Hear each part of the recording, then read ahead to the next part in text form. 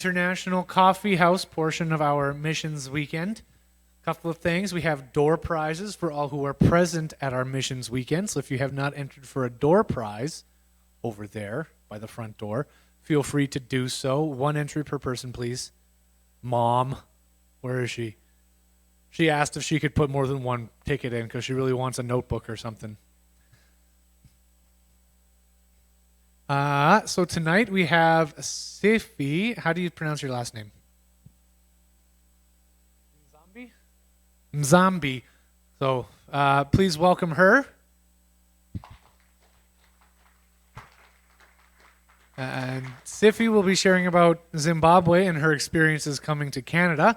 And so I will just open us up with a quick word of prayer, and then I'll turn it over to her. So, Heavenly Father, thank you for bringing Sifi here to us tonight and for giving her the courage to speak. And I pray, God, that you will just open our ears to receive what she has to hear. And I just pray that what she speaks will be from you and from her heart. We pray in your name. Amen.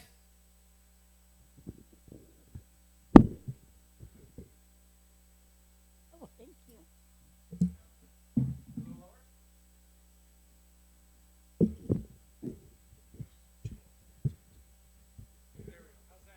It's okay.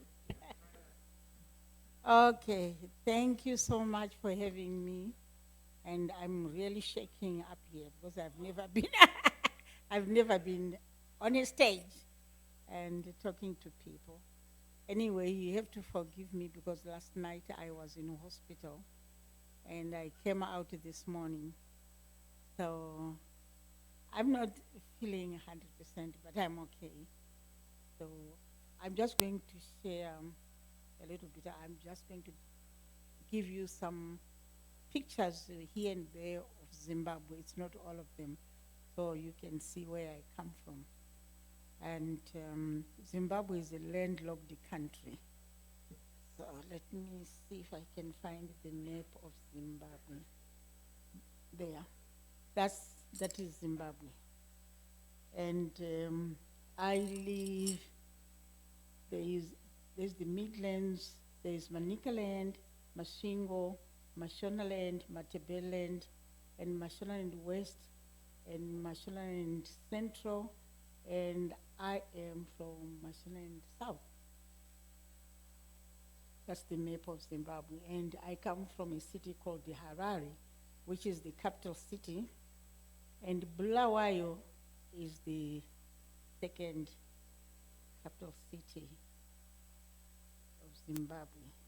It's a landlocked country. We are between Mozambique, Malawi, Zambia, and South Africa. So all our goods go by road either to Mozambique, to Maputo, which was called, it was called Mozambique, but I don't know the name that they had before. So that's where most of our goods go, and then they go out to sea. Or we go to South Africa, which is only 8 hours away. You drive 8 hours and you're in South Africa, in Durban. That's the next port. So one of the Zimbabwe boasts tourism a lot. We have lots of animals. We have lots of interesting things to see. One of them is the Great Zimbabwe. That was built, I don't know when, a long, long time ago, by the people called Munumutapa. These people were craftsmen. They were very good in building and using their hands. So we are told it was built by them. That's where they used to live.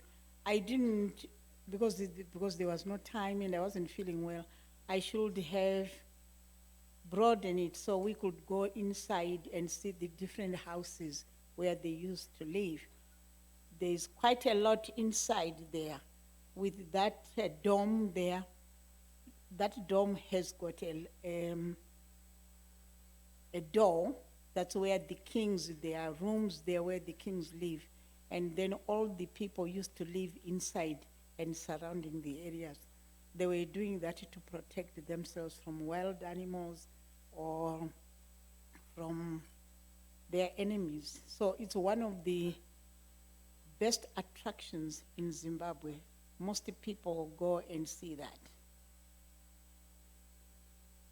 Okay, so where are we? Right. As I said, that's Harare. That's the capital city. Those are a major city. And that's Bulawayo. That's the second city. That is rural Zimbabwe. Everyone in Zimbabwe has got a home in the city and a home which we call rural areas. Before, because Zimbabwe was a British colony, it was called Rhodesia, after Cecil John Rhodes, who was a British who came from England, was sent by the Queen to explore that part of Africa, and he settled in Zimbabwe. So what the British did was, they took the native people and put them in what they call tribal trust lands. So that's where we lived. And then those who were working for the British people, for the white people, I'm sorry about the word, but we have to use it. It doesn't matter. I'm not being, I don't mean anything. But, you know, that is how it is. We have been divided into colors, which I don't like colors very much. But we are all one people. But we have to accept it, because it doesn't matter. It doesn't make any difference. So our forefathers used to work in towns. And then, because there was nowhere to stay, they worked there from Monday to Friday. And they had what they called boys' kaya. That means the person that you were working for had a big house. And he built outside, he built a very small house with a bedroom and toilet and a small kitchen. So that's where they used to live, our fathers who used to work in towns. Because back then, the women didn't work. So the women lived in the rural areas. That's where everything was done. They tended to the cattle, goats, and the agricultural part of it and everything, and the children. So father would come from the city on Friday, and he would spend the time with his family, Saturday and Sunday, and that was called the rural areas. Then on Monday he would go back. But as time went on, and people got educated, and the rules were relaxed, people started, those who were working in towns, started buying plots, and they would build a house. So they had a second home. So every Zimbabwean, if you go back home to Zimbabwe, you find he will tell you he has got a house in Highlands, a house in Glenora, but he has a house in the rural areas. So we have two. We migrate from one to the other. But there is where the riches of the African person is, because the woman plays a very important role. She keeps the wealth of the family. She sees to it that the man, when he brings in money, he utilizes the money to buy cows, chickens, and things like that, to make sure the children go to school and things like that. So women are a very important part of Zimbabwean life. And they used to live in the rural areas. We were never allowed to live in towns. But as time went on, things changed. But still up to now, that part of our culture is with us. Even myself, when I go to Zimbabwe, I can go into town, we have a house, but I don't feel good. I need to go there. There's air, there's everything. You go and get your water from the river, from the wells, and there's lots of fresh air. There's not too much traffic. So I love being there more than being in the city. That's the urban homes in Zimbabwe right now. Because Zimbabwe, as we go on, is an agricultural country, and there's lots of mining. After independence in 1980, the country opened up to black people. Some of them on mines, some of them on lots of things, transportation and so forth. So they have money, and now they are building beautiful houses. So that's, you will find it in urban areas, which means in Harare, Bulawayo, there's another one called Mtare. That is Chitungu, is a township. So you can see the middle class, or I can see not so very rich people. They live in what we call townships. And that one is one of the biggest townships in Harare, where most people are. And you find all peoples from other countries who used to work in the mines, they live there. There are beautiful homes there, or there are no beautiful homes, but who cares? Everybody lives there. This is one of the landmark in Zimbabwe. It's one of the biggest falls in the whole world, Victoria Falls. And that is called in our language, Mosi Atunya, the smoke that thunders. That was found by Cecil John Rhodes. And that was one thing that he sent to the Queen and said, look at what I found. And that rainbow, when you go, is always there. And when they're full, like now they are not really full, you wouldn't see anything. It's all water cascading down. It's deep, the gorge. It's one of the most beautiful places that people go and see. There, the person I've been talking about, Cecil John Rhodes, who was, because Zimbabwe was called Rhodesia before, was named after him. That is his grave.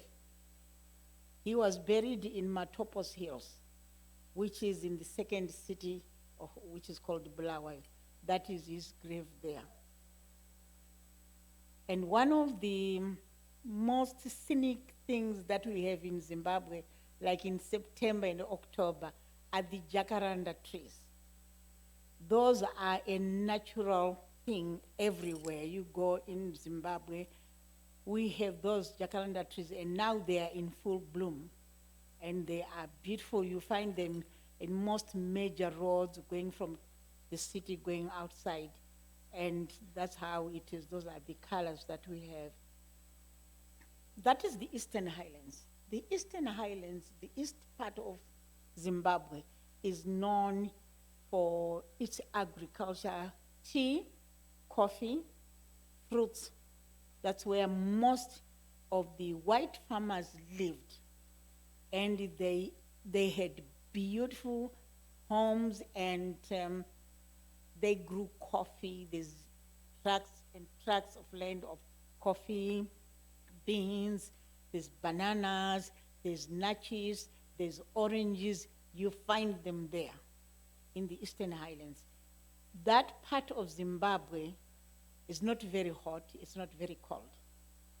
And you can see sometimes it's like it's misty on some parts of the country. So it is good for some of the crops that they grow. And it's one of the places where people want to go. Up on those hills, people have tried to climb them. And most of the people, unfortunately, have never been found. People are warned when they go to Zimbabwe not to go to those hills up in the Eastern Highlands to see anything, because once they go, we don't know what happens. Even up to now, there are people who were lost when I was young. They're still looking for them, they didn't find them. Maybe they just get lost in there and they're eaten by wild animals, we don't know. So most people don't go there. But it's a beautiful place. But on the slopes, they've got chalets, beautiful places where you can go and view. That's the Apostolic Sect. This is one of the churches in Zimbabwe, or I can say in the whole of Africa. They came from East Africa. They wear white every day. every day, the whole of their lives. And they marry like 5, 10 wives, who cares? And yeah, that's what they do. And they are very enterprising people. They live in it's a closed society. So we go there to buy things because they make their own things. They don't pay taxes to the government, they refuse. But they make lots of money. They make all sorts of things that you can see. There are mechanics there. They don't ever go to school. So they've been fighting with the governments ever since to get their children inoculated, they don't want. To pay taxes, they don't want. They don't ever want that. So, but it's one of the largest religious sects in Zimbabwe. They are called apostolic faith, apostolic sects. That is the Roman Catholic Church of Zimbabwe. It's one of the biggest, and it's picturesque. It's in the capital city of Harare. That is called Mana Pools. Like I said, we have lots of tourism in Zimbabwe. Mana Pools, people go there to hike, to see wildlife. You can see in the valley, wildlife is just roaming freely, and the people go in those, and then they go downstream, they do whatever they want. It's one of the most beautiful places that you can go and visit in Zimbabwe. Chinoi Caves, one of the towns is called Chinoi. Those caves, you can see that blue. It is true, the water is blue, that blue. And when you go in, it's deep down, and when you go in, I went there, we used to go there on school holidays and so forth. You can throw your money as far as you want. The money will come back where you are. It won't go anywhere. So people have tried to dive in, they do, to go and explore them because they are underground. They can go as far as they can, but they've never been able to tell the story of Chinoi Caves. It is said in between those rocks, there are houses or some where you can go in and stay there. So people used to go in long back when they were fighting. So they would go and hide in there. So it's one of the tourist attractions in Zimbabwe. That's our university, though we have lots of universities in Zimbabwe now after independence, but that was the one that was first built. And as I said, Zimbabwe is an agricultural country. You find we have, like in winter, we have winter crops like wheat and other things, beans and so forth. So that's one of the crops that we have. That's part of our agriculture. And that's Parliament of Zimbabwe that was built by the British. When you go, it's a very nice place to go and visit, and still our judges in Zimbabwe still wear, those, I don't know what they call them, the hairs by the British that they were given. So they still, you can see, I'm wearing this. This is not a Zimbabwean culture. Zimbabweans don't have a dress of their own, a national dress per se, because they adopted the British system because we were colonized for a long, long time. And people dressed the British way, tie and all these, and so we don't have our own national dress. So which means the Zimbabwean people have lost their identity. We don't know where we belong, particularly the younger people of today. Though we are trying to dig deeper into the history to find what our people used to wear before and things like that. Reserve Bank of Zimbabwe, that's where I used to work for 24 years, almost 20 years. Yeah, 20 years, I worked there. me and my other colleagues were the first Africans to work in the Bank of Zimbabwe in 1979, just when we were going to independence. So the black government wanted their African people also to go to the bank. The bank is not like a commercial bank. It is a bank where the policies of the countries are made, the financial policies of the countries are made. Our banks are different from here because we have rules and regulations that are followed by all the banks. You just can't go to the bank and say, I need $100,000, I'm going for a holiday, and they just give you the money. You have to tell them, where are you going? They want an itinerary. They want the booking of the hotels, how much you are going to spend, all that. So it's done. For you to get foreign currency, it comes from the Reserve Bank. They hold most of the foreign currency. So underneath that building, there is miles and miles of, they have houses, like a house underneath, where all the gold, the diamonds of the country are kept. So that one is where the wealth of the country is decided. That's where I used to work for most of my time. And that's mines and minerals. That's what people are doing even now. People are, but unfortunately, for some reason, the government of today has invited the Chinese because they helped during the war of liberation. So the Chinese, when they helped, they said, you guys, when you get your independence, we want to come in and we want to get some minerals.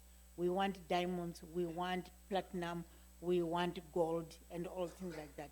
So true to the promise that they made, the government, the Chinese are in. That is why you find right now we have a problem, because the Chinese helped during the liberation struggle. They are coming in, they are taking most of the gold and sending it to China. We have the Russians who helped during the war, they are coming in. And now the British who were there are saying, you cannot do that because we were the owners of that country. So there is a war that is going on, everybody trying to go in. And the Americans have imposed the sanctions because there are some human abuses that are going on in the country right now. The black government has not done very well. They have not used the mineral wealth of the country, nor the agricultural things of the country very well, because people have tended to go and get gold and so forth, and then they just live large and so forth. They don't want to work hard. So some of the infrastructure in Zimbabwe is crumbling down. But if you go to Zimbabwe right now, Zimbabwe is divided into two. There's a part of Zimbabwe, when you go, you just can't believe it's Zimbabwe. You just think you are in Hollywood, you are in California, because that's where the rich people do, the politicians. That is why I don't believe in politicians, because they tell you something when they want your vote. When they are in, they get all the wealth, they forget about you. And then they build mansions. That's what is happening in Zimbabwe. And now, because of the tensions in Zimbabwe, the ordinary people are saying, okay, we don't have anything, there are no jobs and so forth, we need jobs. What is happening? And in my country, if you say to my president, you big-headed fool, you are in jail. They come and get you and you go in jail. That's how I didn't swear at him, but I ended up here in Canada because of that.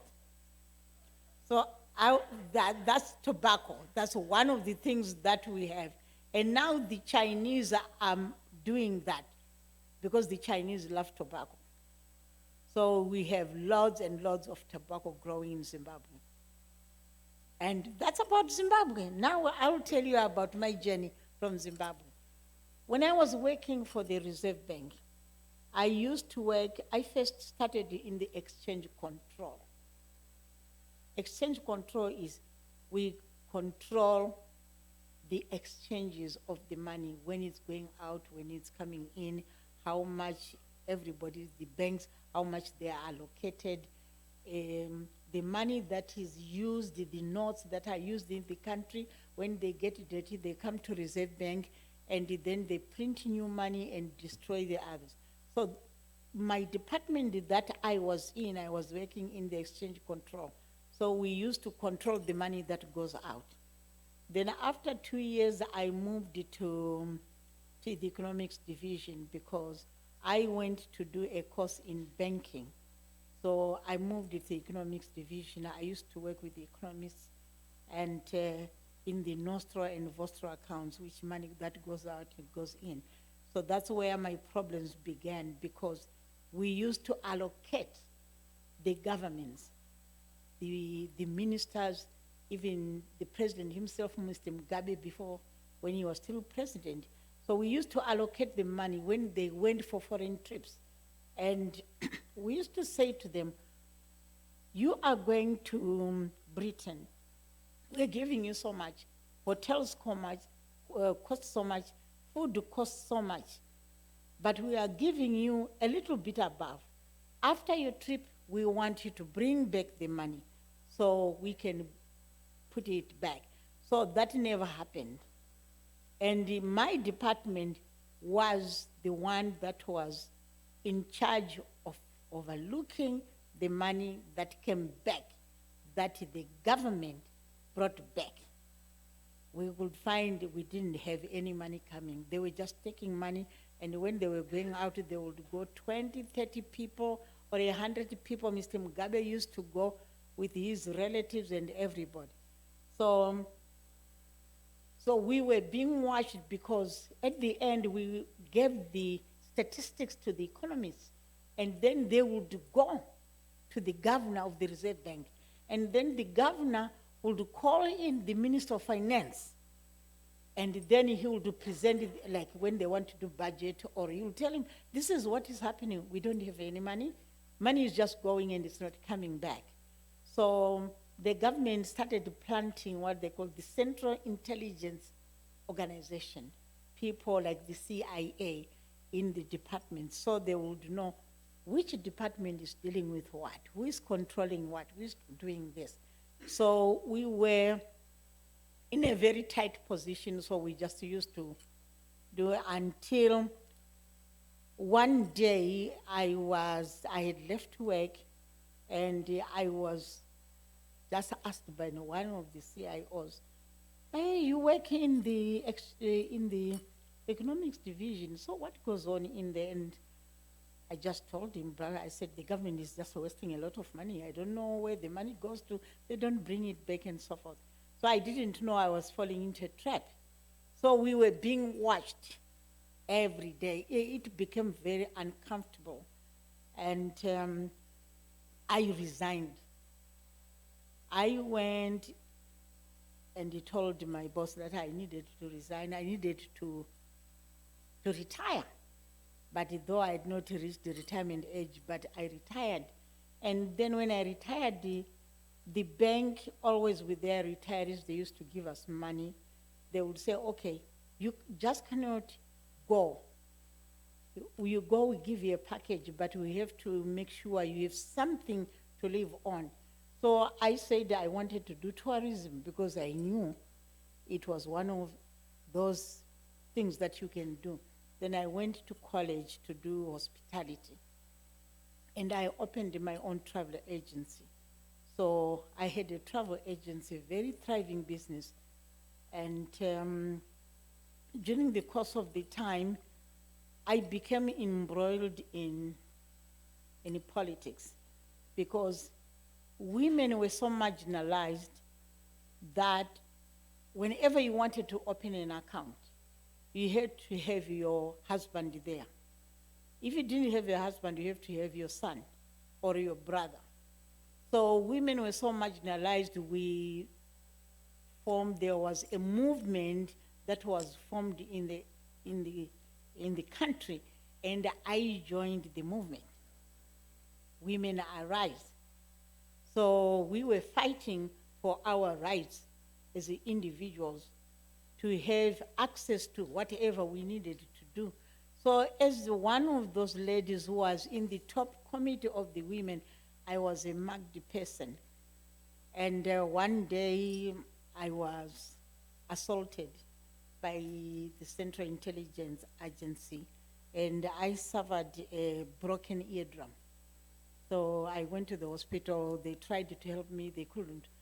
So because in the country, I was always followed everywhere because, you know, when you are outspoken about the government, you are followed and so forth. So because when I was working for the bank, we had benefits. And one of the benefits that we had, we could choose wherever we wanted our children to go to school. And when I was working in the Exchange Control Division, I used to see the white people, their children used to go to South Africa, to England, to India, and so forth to learn. So I said to myself, I'm going to make sure my children also go there when they finish school. So my daughter, when she finished, we call it Form 6 here, I don't know what is Form 6, and I think it's 6 years after secondary school. So I found her a place in England, and she went to do tourism. So we used to get money to send it to the schools. And my second daughter, because she was very good in drawing, I found a place for her in England. She went to do a degree in commercial art. And one of my boys was a teacher, and the other one didn't do very well. So he was just driving. He's a commercial truck driver. And I was left with my younger son, who I came with to Canada. He is in Toronto. So my political career made me be here. First, I went to the States. I had to skip the country and left everything like that because my life wasn't that good, and my ear was always draining. I couldn't get proper treatment because once you do that, they influence even the doctors or wherever you go. You can't do anything. So because my children, one, they were in England and one was in the States. So I skipped the country with my young son and left my two sons and went to live in the States. And I applied for asylum in the States. And I stayed there. We made our applications. But come September 11, our papers were not yet done. And the American government said, no more, we are not admitting any refugees, and we are not doing anything with any applications.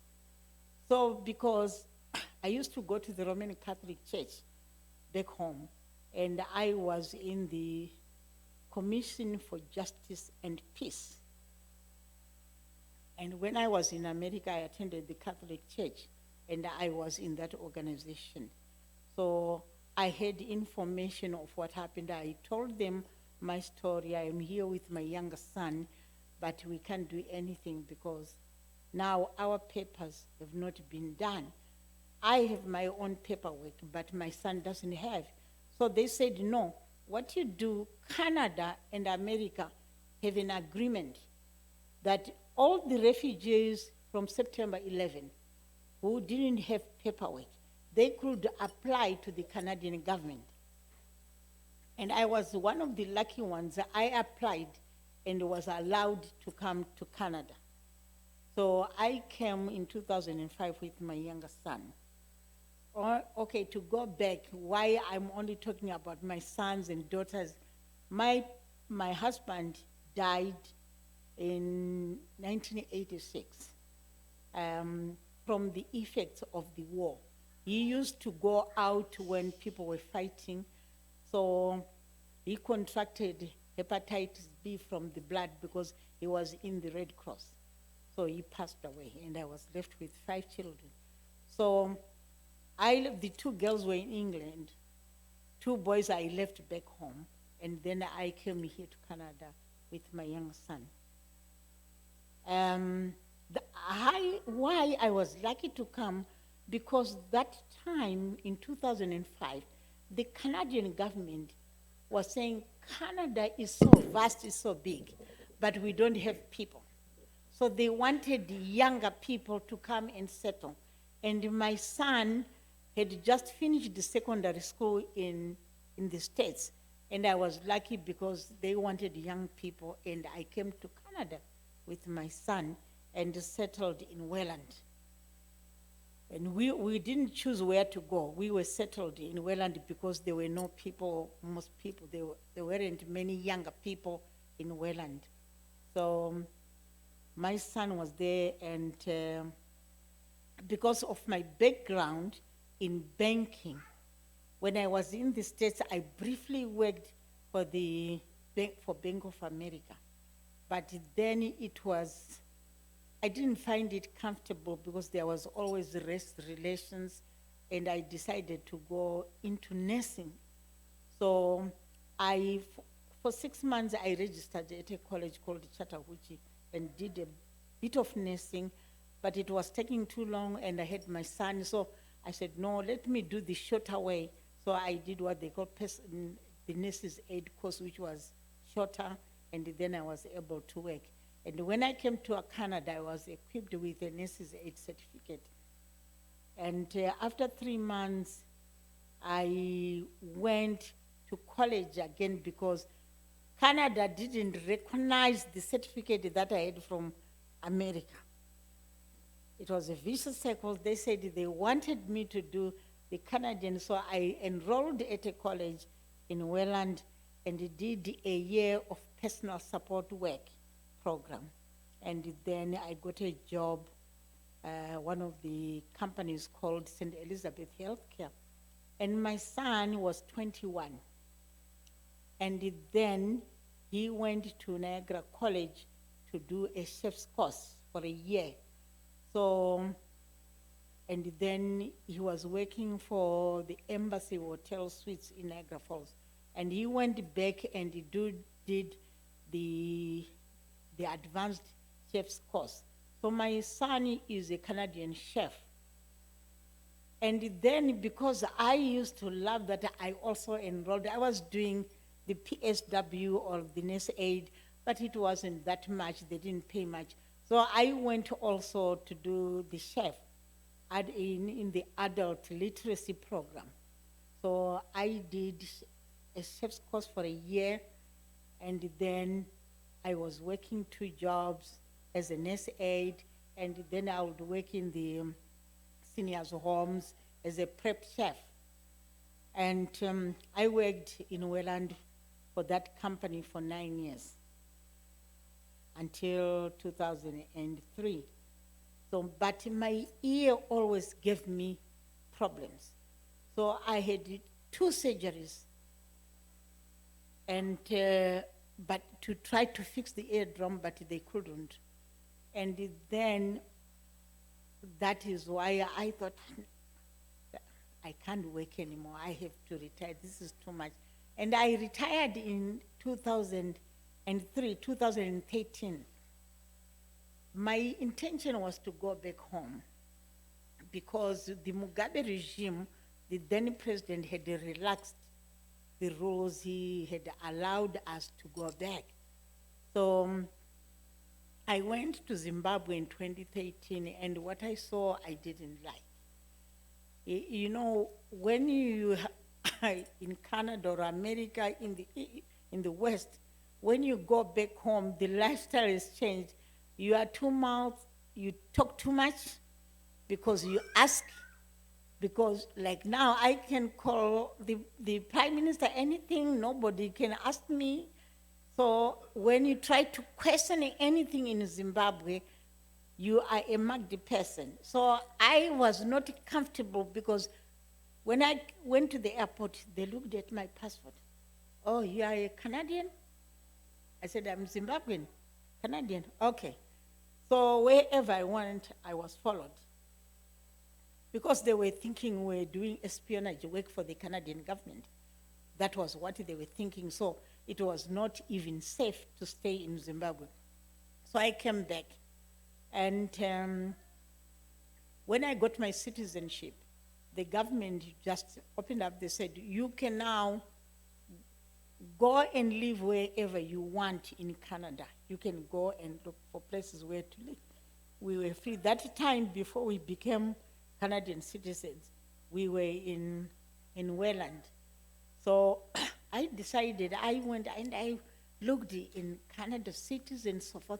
I found Saskatchewan has the same geographical, like where I come from. There's lots of farming here, and the country, the picturesque is flatland, there's no hills and so forth. So it's just like Zimbabwe. We don't have, it's flatland, there's lots of agriculture going on, and I loved it. I came here just on holiday, and I loved it. I said, I'm going to settle in Saskatchewan. So I went back to Welland, and then I applied. I got a job with the Saskatoon Health Region as a PSW.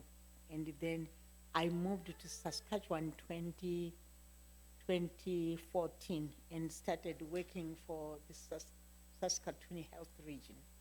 Life has not been so easy. It has been a struggle. You have had to fight your way through life, had to fight for things that you wanted. But what I found was in Canada, what I liked, the people are friendly, and the government listen. When I came with my son, he was 21.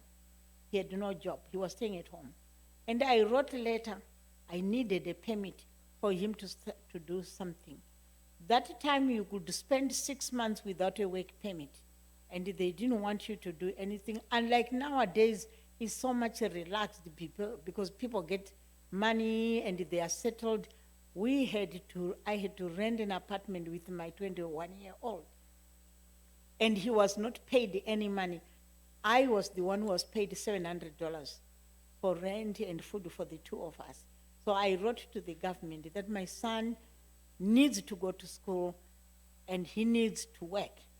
So the Canadian government gave us work permits earlier, and my son was able to go to school and did what he did.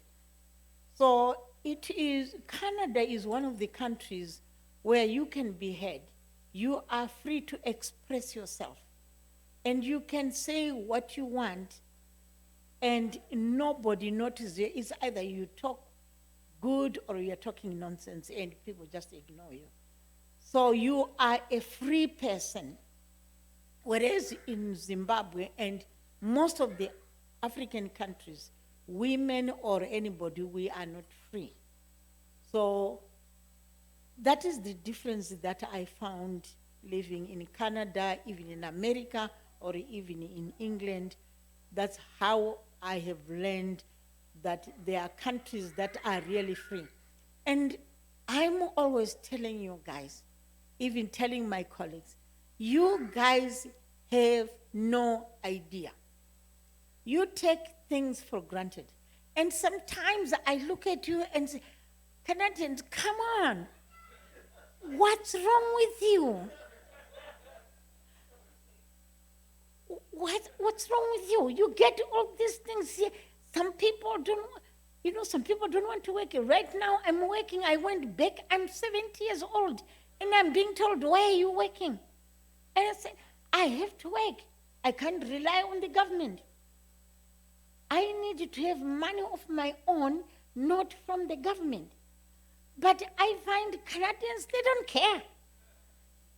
And I'm being asked, you're 70 years old, you should be home. And I said, no, because the culture, we were born to work. We were told to work.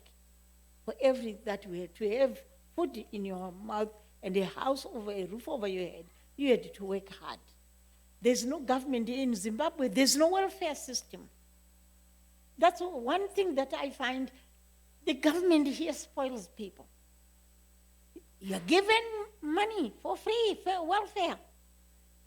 In Zimbabwe, there's nothing. Our grandparents and parents, they work very hard. It's either they work in town or they work in the fields. The elderly women like me, they work very hard in the fields. they have their own fruit gardens, vegetable gardens, and they go to market, they make their own money. Because when you can't get money from the government, you have to find ways of making money, isn't it? So we were born and told you have to work for everything. And I find, I'm sorry to say that, but because the people in the West, they work very hard, they pay their taxes, and the government is obligated to them. But I am against the younger people. You find a person who is still 45 is not working, getting money from the government. Well, in Zimbabwe, if you go to Zimbabwe, you won't get it. They will tell you to get a job, right? So I'm so ever thankful and very grateful to be in this country. And my son, who is in Toronto, he did a chef's course. He was working for the Embassy Suites hotels, and he left. He said, "No, Mom, I hate cooking now." I said, "But you wanted to cook before?" He said, "No, I'm going into insurance." So he went to Seneca College. He did 2 years of insurance. He was in insurance adjuster. He worked, and then he said, "No, I don't like to sit behind a desk." "Come on, what do you want to do?" "No, I think I have to go and do mechanics," because he liked to tinker with cars. So right now, he's 32. He's doing motor engineering. Where can you get that? In Africa, where can you get that? To do 2 degrees, 3 degrees. They will tell you the situation won't allow you to do that. So in Canada, you can be what you want to be. Like right now, I can go and do what I want. I can go back to school. I'm 71. They won't even bat an eyelid who I am. They can just say, "If you can use your brain, Civic, come on." You see? So that's my journey in Canada. And my life here is of appreciation. I appreciate I appreciate the Canadian people. Thank you so much for welcoming me with your open arms. And I thank the government which has accorded me this kind of life that I live here, and I am ever so grateful. I am a politician, but I never wanted to do politics in Canada because I saw that there was no need for me to do that. Because I talk too much. I learned to fight in Zimbabwe for my rights as a woman. I learned to fight for everything. So when I came here, I said, "There's no need for me to fight anymore. Let me just relax." So I'm ever so grateful. I have 5 children and 14 grandchildren. My daughter in England is a graphic artist, and she has her own little business in her house. But she works, her husband is a professor at Kent University. My daughter in the States has just had her master's, and now she's studying for a PhD degree. She's an IT person. But when she came here, she did hotel and catering, and then went to college and is a lactation practitioner. She teaches mothers to breastfeed. But so far she's just going. That's the beauty of of being in the west of these countries. And my 2 sons, because when I left, I had to make sure my sons came, because the CIO, the Central Intelligence Agency, they go even to your children and so forth. So when I came, the first time I worked in the States, I sent money home. I smuggled my children. I had to buy people buses and so forth for them to cross to go to South Africa. That's where my 2 sons are. They have got 4 children each, and they are okay. But one bone of contention that I have with the Canadian government is my children can't come, because they say they are old, they have to find their way. and the rules are very strict. They have to have like $10,000 in the bank, and they have to display that. If they want to come and visit, they have to go back. But because my children are refugees in South Africa, they can't visit me here. That's the only problem that I have. But they are doing well, but the political climate also in South Africa has already begun, because they are starting to take land from the white farmers, and the tension is not that good. My firstborn, Terence, has not been that lucky.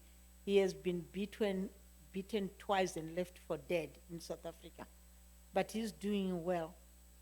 He is a welder by profession, so he is doing his own little things at home. And my younger son, the other one who is in South Africa, works for Shell Company. He works for he does what you call here long haul traffic, what do you call it? He's a driver for those big trucks. So yeah, so he does that with the oil company. So he takes oil in South Africa, in Zimbabwe, he goes to Namibia, he goes all over Africa driving. But they are okay. But I've applied so many times for them to come and visit the ones in South Africa. The Canadian government won't give them visas. But my daughter in the States was here with her children. They came here because she's an American citizen. So I can't say I have any problems with that. It's the rules of the country. I'm happy I can go there and come back. So it's okay. But I'm ever so thankful for you guys. Thank you very much to Canada. I wish I could do more for you guys. There's nothing more I can do but just to show my appreciation. Thank you very much.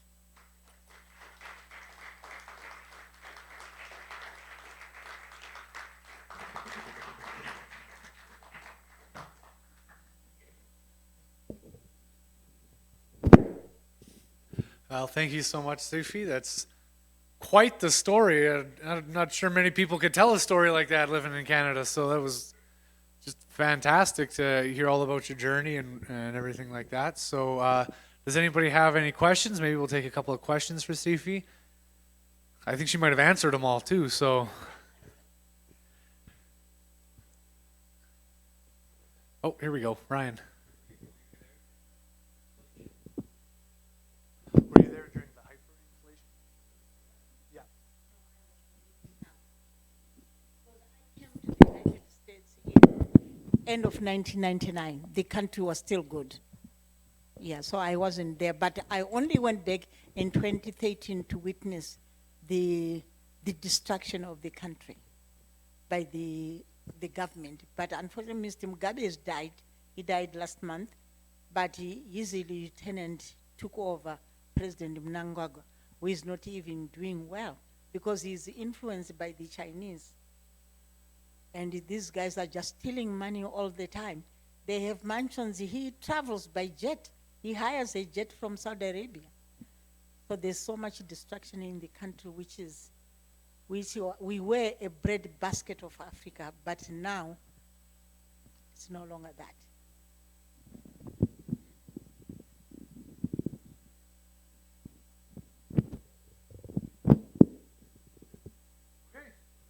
So another round of applause for Sifi. Thank you so much for coming out.